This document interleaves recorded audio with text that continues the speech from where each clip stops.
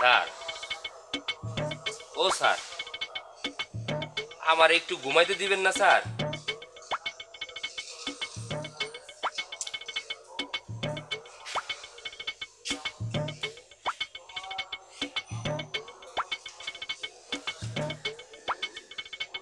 Sir, আয়, আপনাকে ঘুমাইতে মানা করছে কে?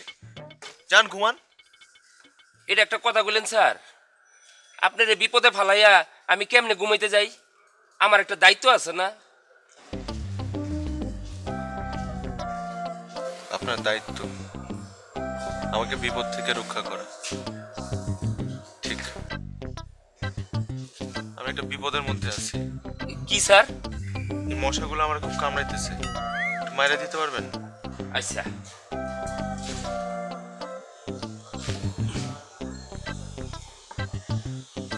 আয় ব্যাক কল। হ্যাঁ, লাঠি দিয়ে কেউ কখনো মশা মারে? হাত দিয়ে মারো। আচ্ছা।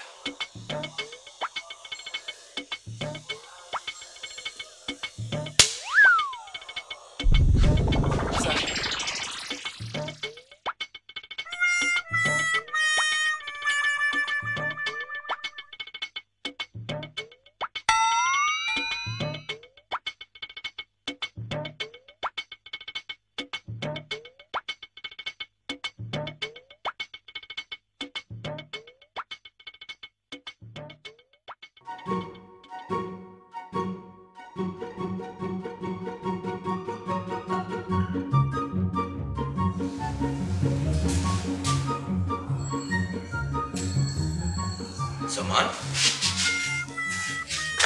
তুমি এখানে কি করছো? ভাইয়া, ঘুম আসছে না।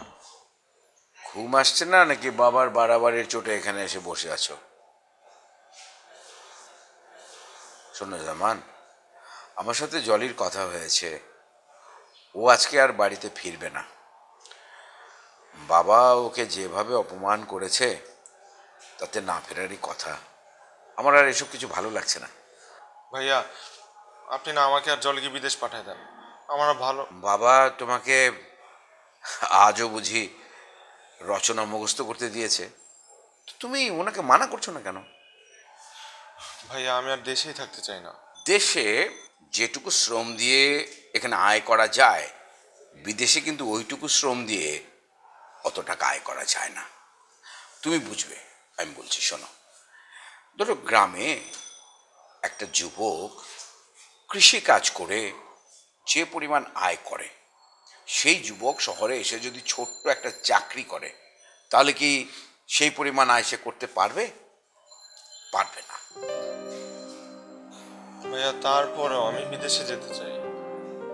শোনো শোনো, আগে জলি বাবার উপরে অভিমান ভেঙে বাড়িতে ফিরে আসো, তারপর এটা নিয়ে কথা বলে যাবে। বিদেশে যেতে চাইলে যাইবে, অসুবিধা নাই। আর বাবা যাতে তোমাকে এই রচনা মুখস্থর বিষয়টা আর না দিতে পারে, সেই ব্যাপারটা আমি সলভ করছি।